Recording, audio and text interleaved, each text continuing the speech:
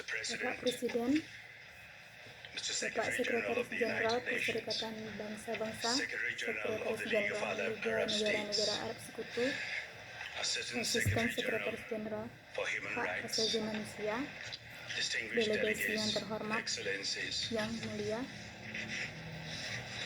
3 bulan lalu, setelah 1 tahun krisis yang mendalam, dan berdasarkan bimbingan Anda, Sekretaris Jenderal Ban dan Sekretaris Jenderal El-Aladi memberi saya pekerjaan yang sulit.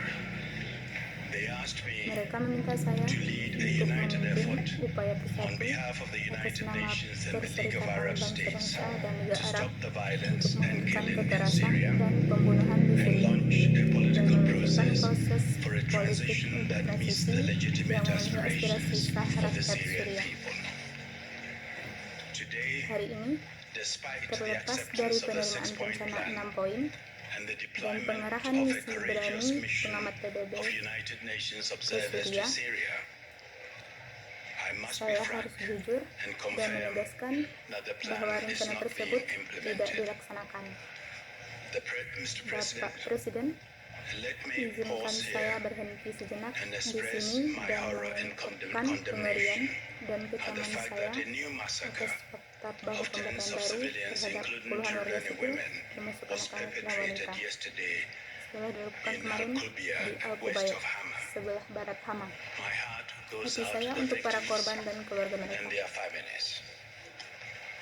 Dan ini terjadi hanya 2 minggu setelah pembantaian di Hula dan mengejutkan dunia.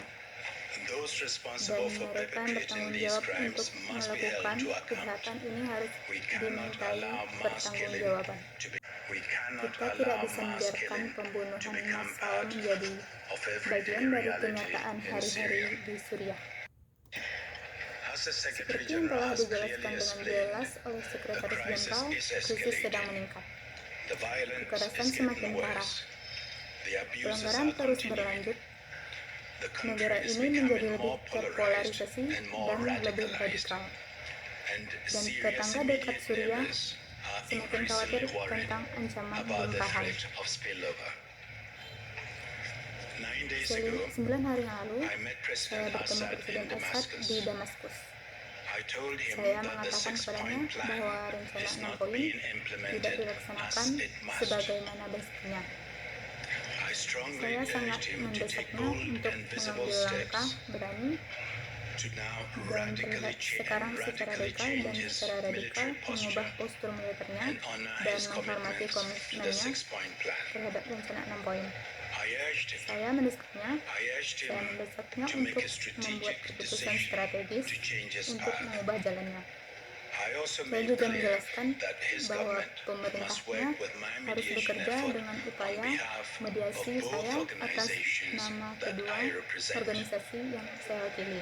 Presiden Assad percaya bahwa kendala utama adalah tindakan militan. Jelas, semua pihak harus menghentikan kekerasan. Namun sama jelasnya, tanggung jawab pertama terletak pada pemerintah. Sejak saat itu, penembakan di kota-kota semakin intensif.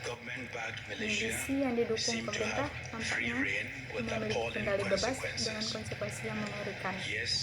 Ya, beberapa tahanan telah dibebaskan dan kesepakatan telah dicapai mengenai modalitas bantuan kemanusiaan.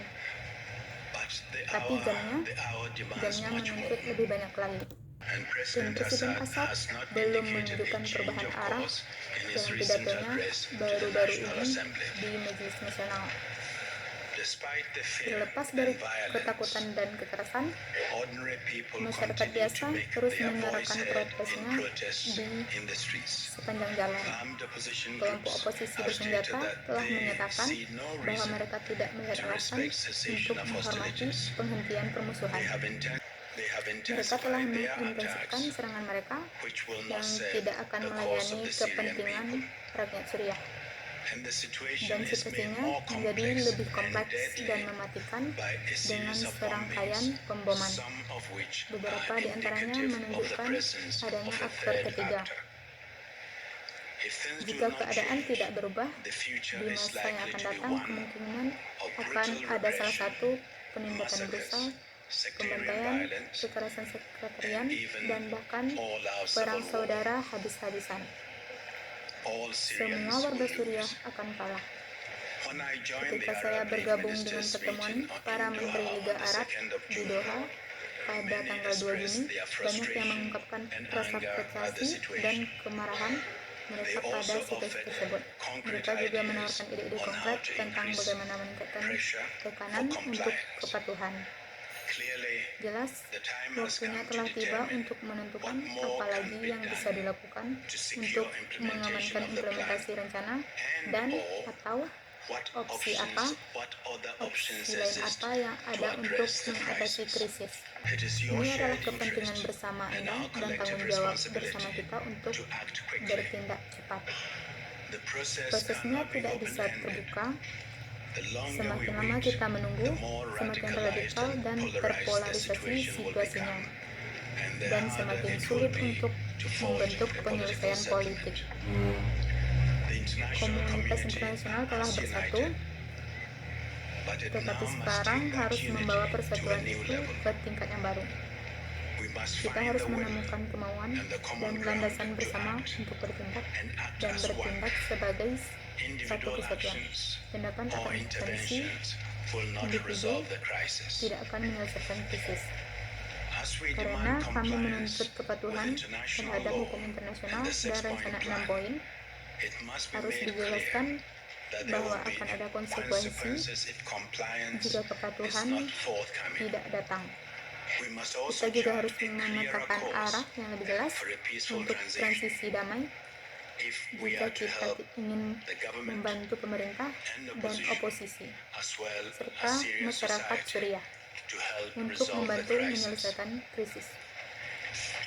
Jika kita benar-benar bersatu di dalam suatu proses dan bertindak dengan berbicara dengan satu suara, saya percaya itu masih mungkin untuk mencegah yang terburuk dan memungkinkan Suriah keluar dari krisis ini.